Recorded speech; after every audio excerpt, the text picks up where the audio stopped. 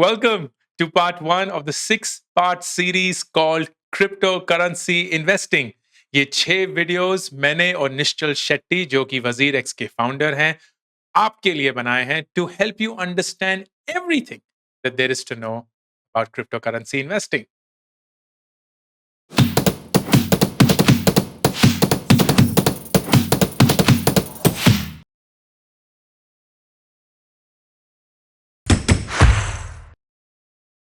Crypto crypto crypto crypto crypto crypto crypto पिछले 2 3 4 महीने से दिमाग खराब हो गया है क्रिप्टो क्रिप्टो सुनकर. बुजुर्ग लोग क्रिप्टो के बारे में बात कर रहे हैं, 12 साल के बच्चे क्रिप्टो के बारे में बात कर रहे हैं. हर एक प्लेटफ़ॉर्म पे क्रिप्टो है, ट्विटर पे है, लिंक्डइन पे है, इंस्टाग्राम पे है, यूट्यूब पे है. Everywhere that I am looking, it's like people are going crazy about crypto. और जब भी ऐसा कुछ होता है ना, तो मैं थोड़ा-सा सहम जाता हूँ, क्योंकि मुझे ऐसा लगता है कि क्या कोई ऐसी चीज़ है जो मुझे समझ नहीं आ रही है, जो बाकी लोगों को दिख रही है? Is there something that I am missing? Is there something that I don't fully understand? फिर मेरा एक नेचुरल रिएक्शन होता है to go back to the basics.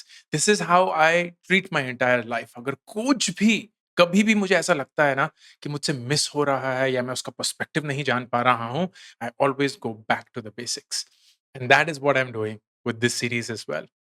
6 videos में मैं आपको वो पूरी जर्नी ट्रैवल करवाऊंगा which starts with how did cryptocurrencies come into place to how do you buy and sell cryptocurrencies. कौन कौन से कॉइन्स कौन कौन से टोकन्स पे आप बेट ले सकते हैं, what are the investment strategies around crypto, and finally crypto का इंडिया में फ्यूचर क्या है. All of this is done not through me. I am not an expert. मैं सिर्फ एक सूत्रधार हूं. मेरा काम सिर्फ ये है कि जितना मैं समझ रहा हूं, जितना मैं दूसरे लोगों से जान सकता हूं, वो मैं आपके साथ शेयर करूं. माई को instructor in this course is Nishchal Shetty. Nishchal is the CEO and founder of Wazir X, which is India's #1 cryptocurrency exchange. And I have seen him for the last several years as an expert. अगर आप Twitter पे निश्चल को follow करते हैं, you will see that he is such a strong supporter and proponent of cryptocurrency and bringing in the blockchain technology in a big way in India. And वो बिल्कुल clinically disciplined fashion में हर रोज एक ऐसा tweet डालते हैं which goes out into the support of cryptocurrency to be used in a flourishing manner in this country. तो वो मेरे साथ इस पे एक एक्सपर्ट हैं, मैं एक स्टूडेंट हूँ. आपके जैसे मैं भी उतना ही सीखूँगा उनसे जितना आप मुझसे और उनसे सीख पाएँगे. And this is how we will play it. ये 6 सीरीज़ जो हैं ये हर 2 हफ्ते में रिलीज़ होगी, which means over a period of 12 weeks we will cover these 6 concepts which are broken down. इन 6 सीरीज़ के टाइटल्स ये रहे. सबसे पहले जो आज का वीडियो है, उसमें हम जानेंगे कि क्रिप्टो करेंसीज की पैदाइश भी क्यों हुई. Why was there even a need for a crypto currency in the world. दूसरे सीरीज में मैं ये बात करूंगा कि अलग अलग टाइप ऑफ क्रिप्टो करेंसीज क्यों है. अगर एक बिटकॉइन है तो आ गया क्रिप्टो करेंसी, एक बिटकॉइन आ गया है, अब इथीरियम क्यों चाहिए, डॉज कॉइन क्यों चाहिए, मैटिक क्यों चाहिए, ये सारे नए नए जो टोकन्स और कॉइन्स हैं ये क्यों चाहिए. Why are there so many of them? Because that gets confusing.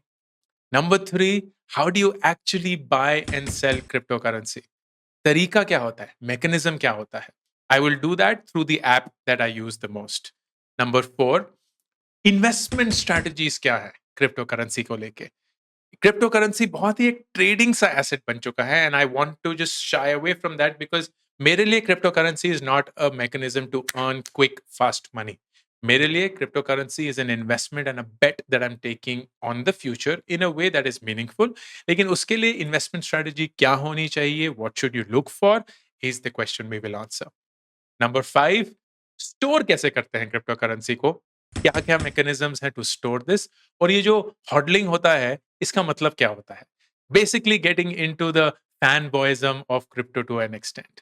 And number 6, which is very important for most of the viewers, कि क्रिप्टो के बारे में कुछ बैन का एक चर्चा है in India. Crypto currency might get band, bitcoin might get band. तो इसके तहत how should you look about it? What are the things to consider? Most importantly, अगर आप एक crypto owner हैं in this country, then how do taxations work around crypto?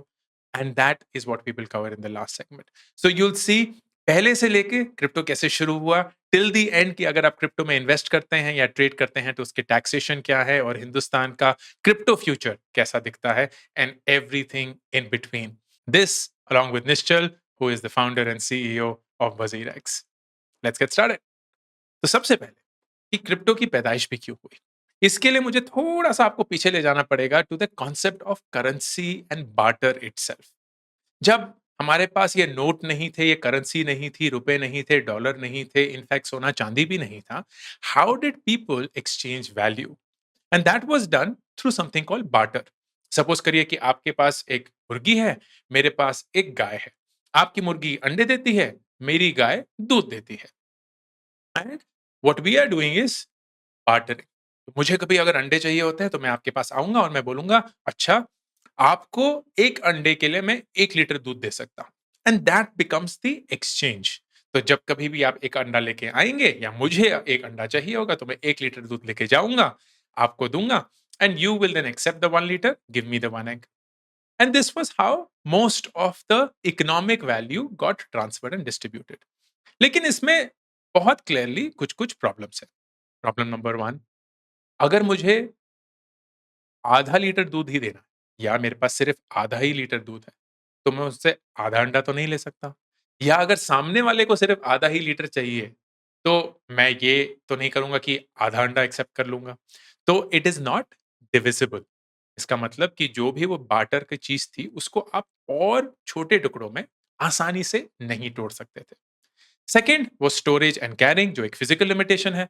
अगर ये इंसान मेरे घर के पास रहता है तो तब तो ठीक है, लेकिन अगर कहीं दूर रहता है तो मैं कहाँ-कहाँ अपना दूध लेके जाऊँगा, कहाँ-कहाँ अपने अंडे लेके जाऊँगा, कहाँ-कहाँ उनको ला दूँगा। So it becomes physically hard for you to carry something जो आप बार्टर के लिए यूज़ कर रहे हैं। ये तो अंडे और दूध की बात हो गई। थिंक ऑफ अदर थिंग्स जो लोग यूज़ करते थे बार्टर के लिए, किसी के पास कुल्हाड़ी हो गई, किसी के पास कपड़े हो गए, किसी के पास कुछ हो गया and it becomes really really hard and not manageable. तीसरा, there was no very exact way of determining कि यार ये बार्टर किस बेसिस पे होना चाहिए।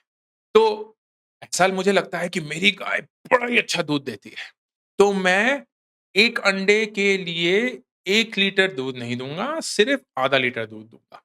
मैं 2 अंडे लूँगा 1 लीटर दूध के लिए। कोई और इंसान है, उसे लगता है कि यार मुझे ना बहुत ज़्यादा अंडे चाहिए और मुझे अंडे की अभी ज़रूरत है। तो मैं ना 2 लीटर दूध भी देने के लिए तैयार हूँ 1 अंडे के लिए। तो it becomes something which can not be managed. कोई सेट स्टैंडर्ड नहीं है एक्सचेंज का, कोई सेट तरीका नहीं है कि सिर्फ 1 ही अंडे के लिए 1 लीटर दूध मिलता है और वही सब कुछ और हर एक इंसान फॉलो करेंगे। So you can see that this has its limitations. तो इस लिमिटेशन को सॉल्व करने के लिए there was something that was made easier and that was gold.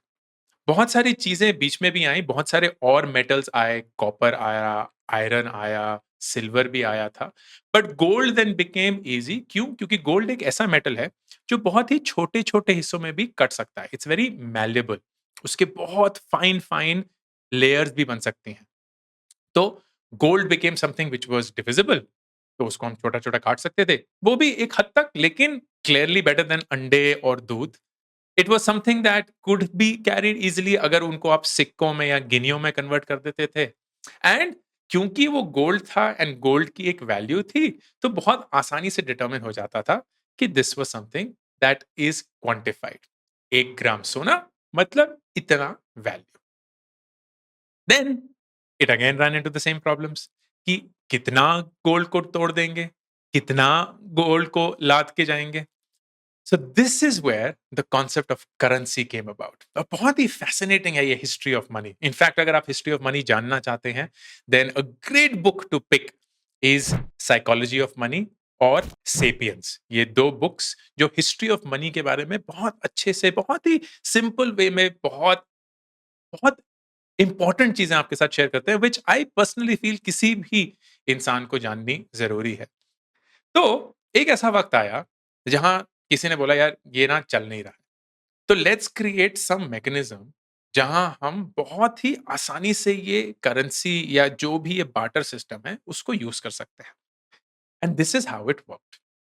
मेरे पास फ़र्ज़ करिए 1 ग्राम सोना है, तो मैं किसी सेंट्रल अथॉरिटी के पास जाता हूँ। Let's call that the government या आरबीआई या कुछ भी ऐसा।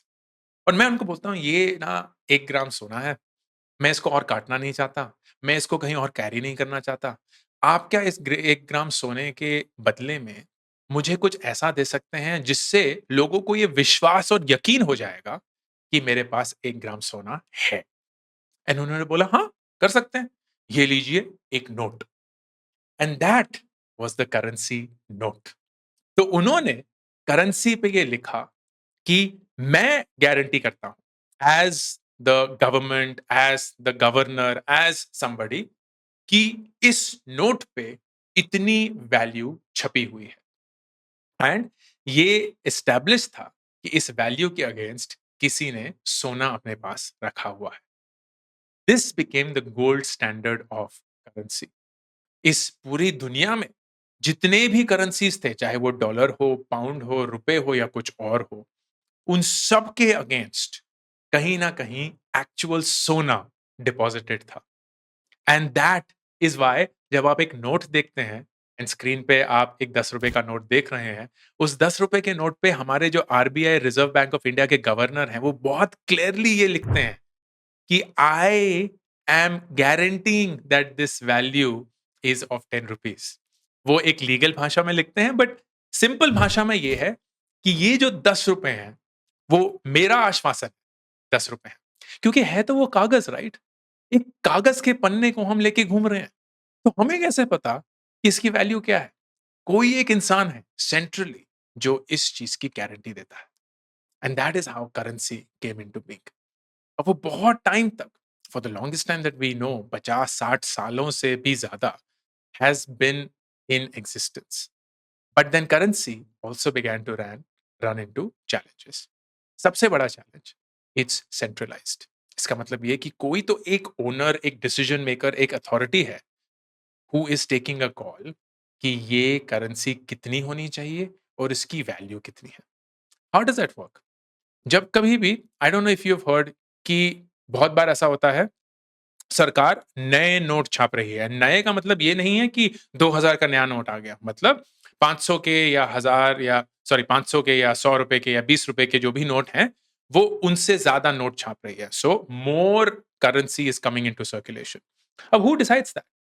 द गवर्नमेंट डिसाइड्स दैट और there is a central authority that decides that. Now why is that a challenge? Challenge इसलिए है क्योंकि वो उनकी मनमर्जी है।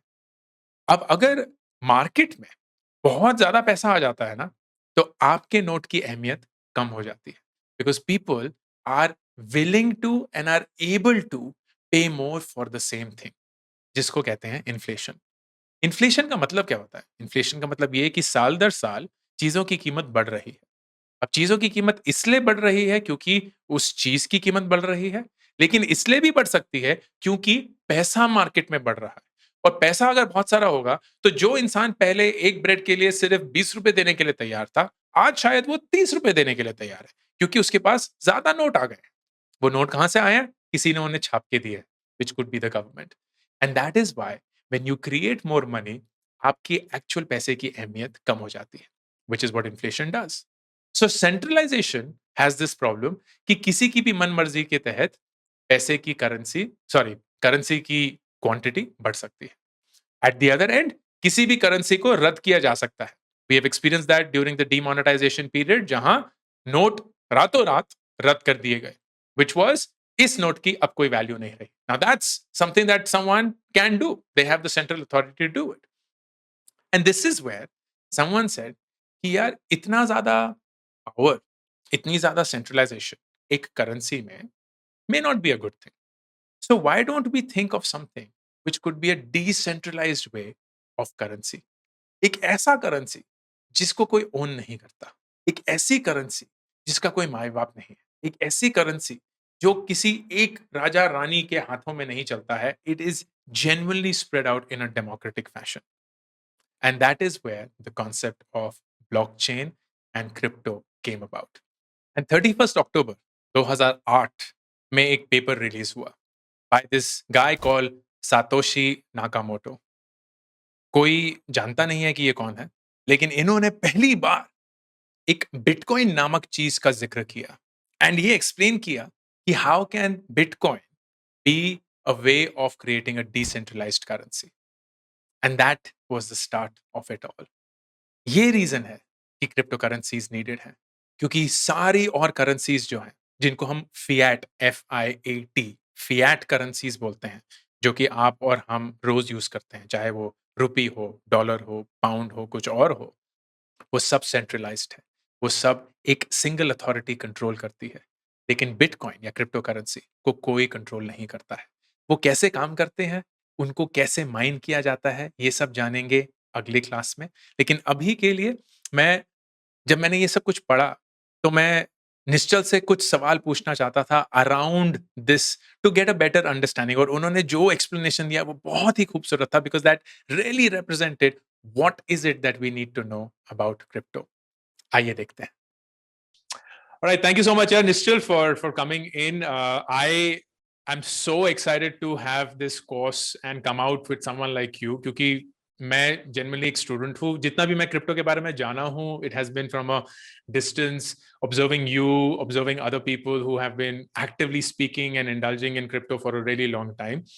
And your role in this masterclass is genuinely to come in as an expert.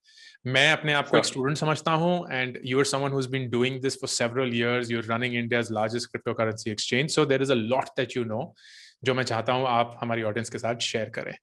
तो पहले part में I went through the entire history of currency to understand कि डॉलर कैसे आया, गोल्ड स्टैंडर्ड कैसे बना, एंड सो ऑन।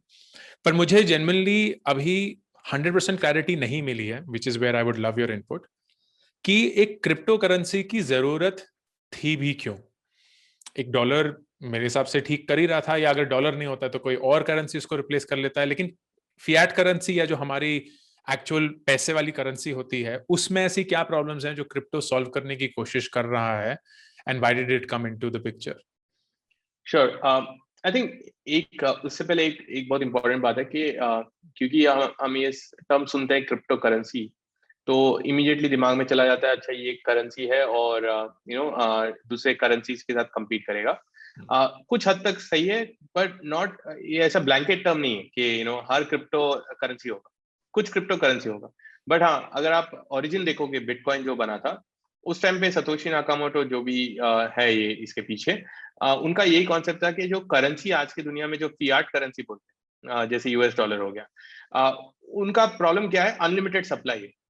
तो इससे क्या होता है, आप सोच रहे हो कि आपके हाथ में $100 है, पर वहां पे तो और $100, $1000 प्रिंट हो रहे। तो आपसे आपके पैसे आपके जेब से कट नहीं रहे, लेकिन आपको बताए बिना कट रहे। तो इनका इनका ये मानना था कि इसको कैसे प्रिवेंट करें, और इसको प्रिवेंट करने के लिए एक ही तरीका था, और ये ऑफलाइन में नहीं होगा, क्योंकि ऑफलाइन में गवर्नमेंट्स कंट्रोल करते हैं, सेंट्रल बैंक्स कंट्रोल करते हैं करेंसी को। पर ऑनलाइन की दुनिया में कोई जोग्राफिक बैरियर नहीं है, कोई कंट्री नहीं है, कुछ नहीं है, एक ही दुनिया है। तो इसीलिए इनको करना था कि हम टेक्नोलॉजी एक लाए जिससे ऐसे कुछ करेंसी बन सके जो दुनिया में कोई भी यूज कर पाए, और कोई कंट्रोल नहीं हो। क्योंकि अगर कंट्रोल है तो अगेन वही होगा कि वापस या तो गवर्नमेंट या तो सेंट्रल बैंक के अंडर आए। तो इसलिए वो जो टर्म है डिसेंट्रलाइज्ड आप सुनते हो, डिसेंट्रलाइज का यही मतलब है कि कोई इसे कंट्रोल कर ही नहीं सकता। आपको अगर सतोशी नाकामोटो भी आ गए, वो खुद भी उसको कंट्रोल नहीं कर सकते। ऐसी टेक्नोलॉजी बनी है। जैसे इंटरनेट आज के डेट में, अगर मैं पूछूंगा इंटरनेट को कौन ओन कर रहा है, कोई नहीं, पूरी दुनिया मिलके इंटरनेट बनाती है। तो वैसे ही ये क्रिप्टो करेंसी है। अभी इससे क्या होता है, जैसे बिटकॉइन समझ लो, 21 मिलियन बिटकॉइन ही है दुनिया में। तो अब आपके पास जब एक बिटकॉइन है, और आपको पता है 21 मिलियन में से एक बिटकॉइन आपके पास है, तो फॉर एवर ये कैलकुलेशन हमेशा सही रहे। आपके पास एक बिटकॉइन है और दुनिया में बाकी के 21 मिलियन के -1 जो भी है वो सप्लाई। तो आपको पता है आपका वैल्यू कंफर्म्ड है, इतना ही होगा। और इसीलिए इसको बोला जाता है स्टोर ऑफ वैल्यू। आप एक टर्म सुनोगे, स्टोर ऑफ वैल्यू। ये जब जैसे कोई रेगुलर करेंसी है ना, वो स्टोर ऑफ वैल्यू नहीं हो सकती, क्योंकि आप वैल्यू डाल रहे हो लेकिन वहां पे 10 और 100 प्रिंट हो रहे हैं। तो आपकी वैल्यू कैसे कंजर्व होगी, नहीं हो रही है। इधर आपकी वैल्यू कंजर्व हो रही है। और गोल्ड, थोड़ा गोल्ड भी वैसे ही स्टोर ऑफ वैल्यू है, क्योंकि गोल्ड भी आपको अनलिमिटेड नहीं है, लिमिटेड है नेचर में जो मिलता है। तो बस यही एक कॉन्सेप्ट था कि हम कर, और ऐसा नहीं है कि ये बना था कि अच्छा चलो अभी फियाट को मार डालते हैं, और आप इधर जाते हो। ये क्या है ना, अब आप डेमोक्रेसी देखोगे, आप फ्रीडम देखोगे। What is freedom? Freedom is option. Option होना चाहिए हमारे सामने। मुझे आज इधर बैठना है, मुझे कल वहां बैठना है, मुझे मेरे पास ऑप्शन होना चाहिए। That is freedom. आपके पास ऑप्शन नहीं है, अगर आप करेंसी में हो आपके पास कुछ ऑप्शन नहीं है, स्टोर कहाँ पे करूंगा? तो यहाँ पे आया एक option B, B for bitcoin, कि अगर आपको लग रहा है आपके करेंसी पे आपको लग रहा है कुछ हेज करे, तो पूरा मेरे को इस एक बास्केट में नहीं डालना है, तो आज के डेट में आपके पास एक डिसेंट्रलाइज ऑप्शन है जो किसी के अंडर नहीं है, पूरे दुनिया में कोई भी एक्सेस कर सकता है और आप वहां पे डाल सकते हो। तो दिस वाज जस्ट, मैं कैसे देखता हूँ, bitcoin is just an extension of our freedom, for anyone in the world it's an extension of your freedom, economic freedom. तो हाँ, यही है एंड ऑफ द डे के बिटकॉइन क्यों बना था, क्या हो रहा है और इसके पीछे क्या है। Very nice sir. नहीं, आई लव दिस पर्सपेक्टिव कि दो चीजें जो आपने बोली निश्चल, एक तो ये जो मैंने बिल्कुल नहीं सोची थी कि ये जो एग्जिस्टिंग करेंसीज हैं उनको रिप्लेस है, उनको मारने के लिए नहीं है, एक और ऑप्शन जनरेट करने के लिए। एंड ये हम हमेशा जानते हैं जिंदगी में कि अगर आपके पास ऑप्शंस जनरेट करने की फ्लेक्सिबिलिटी है तो आपके पास वो फ्रीडम है जो आपके पास हमेशा होनी चाहिए।